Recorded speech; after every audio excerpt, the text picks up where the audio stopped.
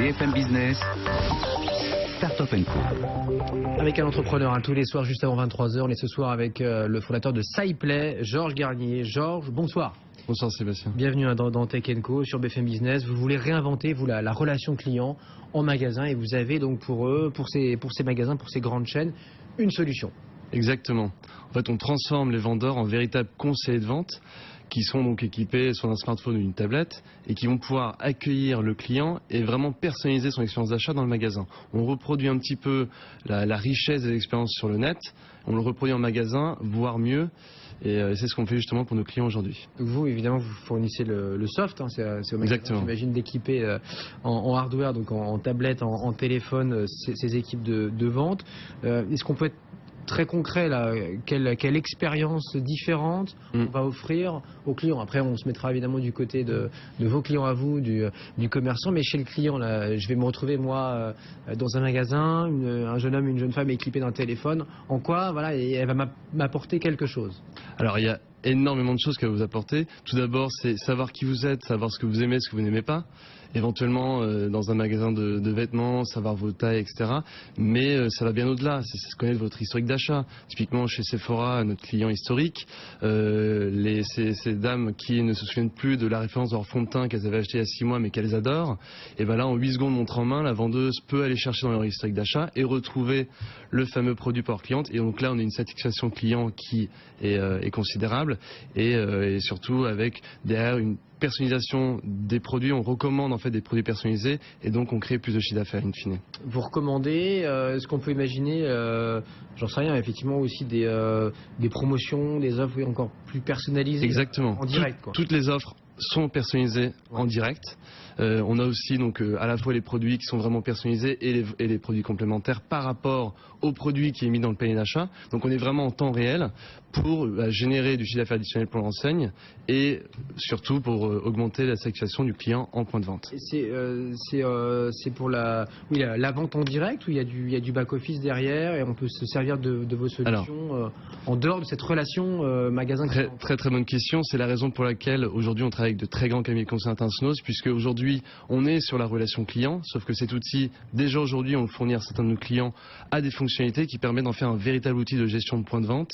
Et donc du coup, dans le futur, ça deviendra vraiment le point central de gestion du point de vente, au-delà de la simple vente. Ça va devenir le cœur de métier en fait, ce que vous nous expliquez là.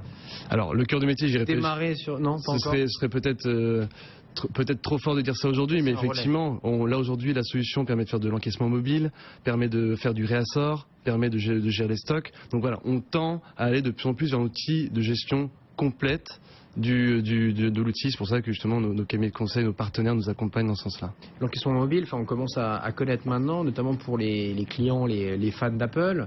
Dans un Apple Store, il n'y a pas de caisse en fait. Exactement. Ça change beaucoup de choses. Exactement. C'est exactement ce qu'on reproduit donc chez nos clients aujourd'hui et demain.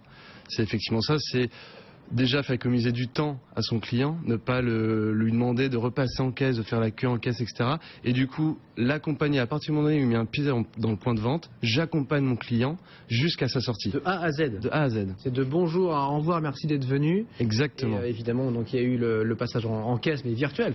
Exactement. Tout ça se fait avec le terminal mobile. Et c'est un levier très fort pour fidéliser son client, puisque du coup, il n'hésitera plus du coup à revenir chez vous plutôt que d'aller chez un concurrent, puisqu'il sait que chez vous, il sera conseillé. C'est vraiment une approche très premium, un petit peu luxe. Sephora, vous faites confiance depuis maintenant plusieurs années. Vous le disiez, votre client historique, donc grande filiale de LVMH qu'on connaît tous, la parfumerie, les produits de beauté, les accessoires. Quand on signe comme ça tout de suite avec un grand compte, est-ce que derrière, ça nous ouvre des portes et tout de suite, il y a un effet waouh, quoi. Alors tout à fait, il y a eu un effet waouh. Après, si on remet les choses dans le contexte, Sephora était très visionnaire à l'époque. Le marché a mis énormément de temps à gagner en maturité par rapport à ce nouvel outil qui engendre quand même une grande transformation dans le point de vente. C'est pas quelque chose de très simple à faire. C'est pas anodin. C'est pas anodin, exactement. Et donc aujourd'hui, on accompagne justement nos clients qui se réveillent et qui du coup commencent à se dire c'est le futur de la relation client suivant le Sephora dans son sillage. Donc voilà, aujourd'hui on est là. Jamais assez vite là. Quand on vous écoute, on se dit il essaie de les évangéliser, mais voilà. Non, disons que ça pour vous un peu futuriste. Alors pour vous, c'est au moins le présent. Alors disons qu'on avait 4 ans d'avance, 5 ans d'avance, je dirais même. Sephora était les premiers à se lancer, il a montré l'exemple. Et là, on le voit qu'aujourd'hui, beaucoup d'enseignes commencent à se préparer à ça. Et donc. C'est pareil, donc c'est le même univers, c'est plutôt quand même haut de gamme, voire luxe, forcément. Alors, on peut descendre d'un cran. Très bonne question, Sébastien. Effectivement, quand on pense à cette approche un petit peu personnalisée, luxe, premium, on pense tout de suite au secteur du luxe. Mais finalement, la magie. Apple, c'est un peu du luxe quand même. Hein, quand tout on à fait. achète un téléphone à 700 voire 1000 euros. Et finalement, la magie de cet outil, c'est qu'à partir du moment donné où il y a un point de vente et une relation client, on couvre tous les secteurs. C'est-à-dire, on couvre tous les secteurs, que ce soit du luxe jusqu'à l'automobile, en passant par l'outillage, le bricolage. Enfin, c'est vraiment un outil qui peut s'adresser à tous les points de vente. Qu'on peut trouver demain chez un agent Peugeot, Renault, d'ailleurs, chez Zara. Ils ont annoncé cette semaine qu'ils ont équipé certains de leurs vendeurs avec ce genre d'outils. Bon, merci beaucoup Georges Gagné donc pour SciPlay avec nous ce soir. Merci Sébastien. Bientôt 23h, vous restez avec nous. Évidemment, on vous accompagne tout au long de la soirée, de la nuit. C'est le meilleur de la journée, à la radio, à la télé. Les podcasts, évidemment, les podcasts sont à retrouver sur notre site. Les replays aussi sur la page Facebook, ça marche très bien. BFM TechCo BFM pour donc la page Facebook et le hashtag pour continuer à commenter. Vous étiez nombreux encore ce soir. Commentez TECHCO, l'émission TechCo. Lundi, on se retrouve, on va parler, on va revenir sur cette annonce récente, il y a 8 jours, de Tesla qui veut accélérer sur l'électrique. Bon, on sait que c'est leur cœur de métier, ils ne savent faire d'ailleurs que ça, mais sur le stockage de l'électricité, stockage même qu'on peut faire chez soi, si on a la chance d'en produire, via des panneaux solaires, via des mini-éoliennes, ou des éoliennes tout court dans son champ, si on est en périphérie, voire en zone rurale, on va s'intéresser donc à ce stockage, à ces batteries. On ne sera pas avec Tesla, en tout cas pas lundi, mais avec des acteurs de premier plan. On sera d'ailleurs avec le premier partenaire de Tesla, à savoir Panasonic. On vous le disait hier en exclusivité, qui va faire ces batteries de Tesla, qui va les produire en Allemagne. Donc le géant japonais va les produire en Allemagne et les écoulera sous sa propre marque.